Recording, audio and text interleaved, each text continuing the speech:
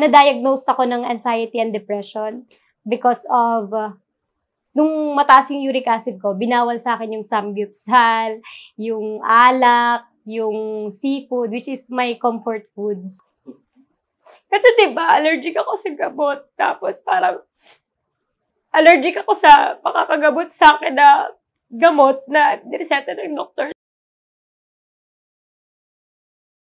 Good afternoon. Ako nga pala si Rafa Luis Canen, 27 years old, from Santa Ana, Manila. Month of January, nakaramdam ako ng pagbabago sa katawan ko. So, I decided na magpa-check up. And then, the doctor advised me na magpa-blood test. Nung nakuha ko yung result ng blood test ko, I found out na mataas yung uric acid and bad cholesterol ko. Nag-prescribe yung doctor ko ng medicine, but unfortunately, I was allergic to the prescribed medicine. So, yun nga, taas-baba yung high blood pressure. Every day, nag-check ako, nagwa 145 over 100 siya.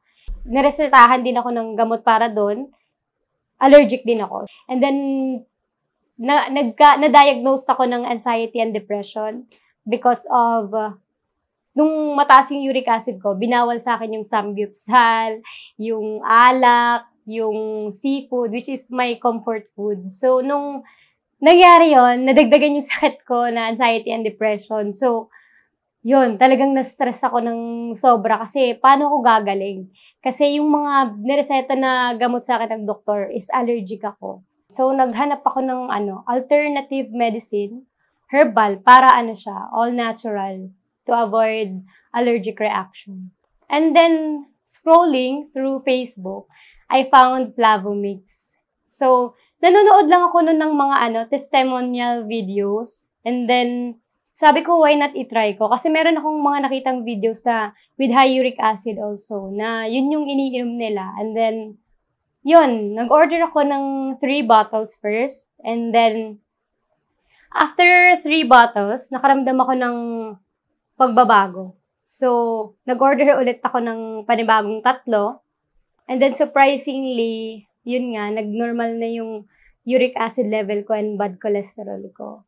Kaya, naglakas loob ako. Though, medyo shy type person ako. Talaga na magbigay ng testimonial video. Kasi, deserve nung product, yung parang naiiyak ako.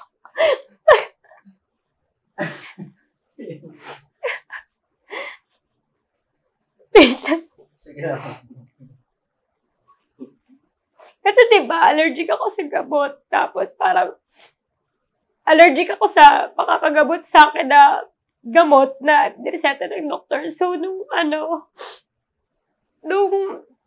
tinry ko, parang worth it siya. Worth the try. So, I highly recommend this product. Wala to sa usapan. Grabe. Naiyak ako. Grabe. Ganun na pala nagagawa ng parang. Sobra. Nung nakita ko yung result na bumaba talaga siya, normalize siya. Umiyak talaga ako. Hindi ko lang binigyan sa sarili ko. Wala akong masabi, ma'am. Grabe, nakakayak naman kasi talagang galing isang buwan lang. Tapos yung iniinom ko pa, tinitipid ko pa siya kasi nga kuripot ako. Alam mo yun, tatlong cups lang ng, yung parang takip. Oo, before breakfast. Tapos, sabi ko, baka dito masyado mag-effect kasi yun lang yung iniinom ko, 3 lang for So sabi ko, try ko kaya double dose ko, mag-dinner din. Pero wala, nag-stick ako dun sa before breakfast talaga. Grabe, maiyak ang Ay, Diyos ko.